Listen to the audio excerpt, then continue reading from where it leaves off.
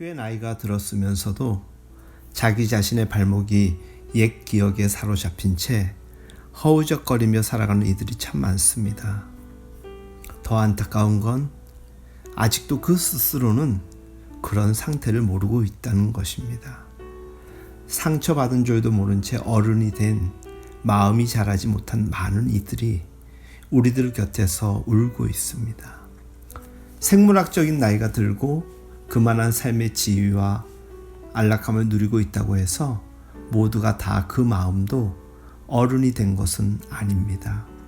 살아오면서 누구나 수많은 작고 큰 상처와 아픔을 경험하기도 하고 이미 태어날 때부터 그 삶의 환경이 가시밭이었던 이들이 있습니다.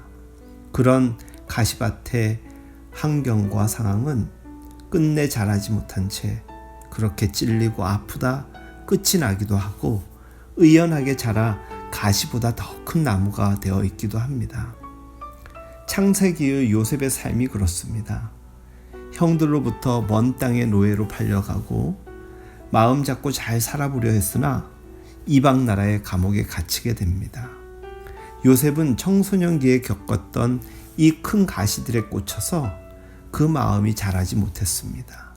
그때의 상처가 늘 마음에 남아서 편하게 사람들을 믿지도 못하였고 편하게 타인을 받아들일 수도 없었습니다.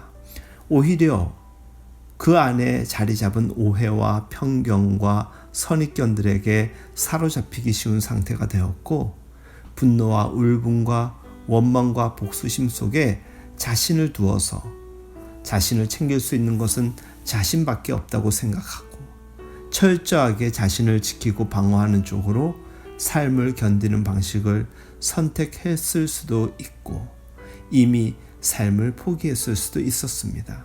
그런데 요셉은 어떠했습니까? 왜 내 인생은 이렇게 꼬이는가에 대해서 요셉이 얻은 답은 당신들이 나를 이 이방 나라에 내던져버린 것이 아니라 하나님께서 당신들의 생명을 구하기 위해서 나를 이곳에 파송하신 것이니 두려워하지 마십시오. 바로 이 답이었습니다. 살다 보면 누구나 결정적인 아픔을 겪거나 치명적 상황에 이르게 됩니다. 사랑하는 사람을 잃었을 때, 정말 원하던 것을 갖지 못했을 때, 많은 사람들 앞에서 수치를 경험할 때, 어린 시절 지독히 외로웠던 날들, 평범하지 않았던 삶의 파편들이 우리에게 가시가 되어 있었을 수도 있습니다. 그때 이후로 전혀 마음이 자라지 않고 여전히 그때 형성된 마음의 틀 안에 갇혀서 어린아이와 같이 행동하는 이들이 참 많습니다.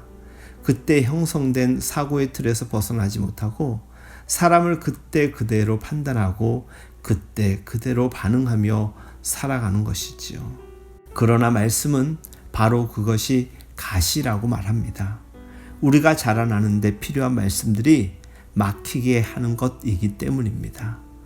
사랑하라는 말씀을 받지 못하기에 그래서 그 사람이 밉다고 말하고 모든 이와 평화하라라고 해도 그럴 수 없는 사람이 많다며 자신의 경험을 하나님의 말씀보다 더 확고하게 주장하는 이들입니다.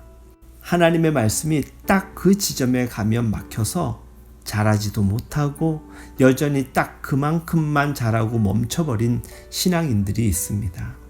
요 근래 그런 분들을 참 많이 접하게 될 기회가 있었습니다. 주 안에서 사랑하는 여러분, 여러분의 마음을 잘 알아차리시기 바랍니다. 내가 말씀을 잘 따르고 말씀이 내 안에 잘 자라도록 막히는 것이 혹 없는지 알아차려 보시기 바랍니다.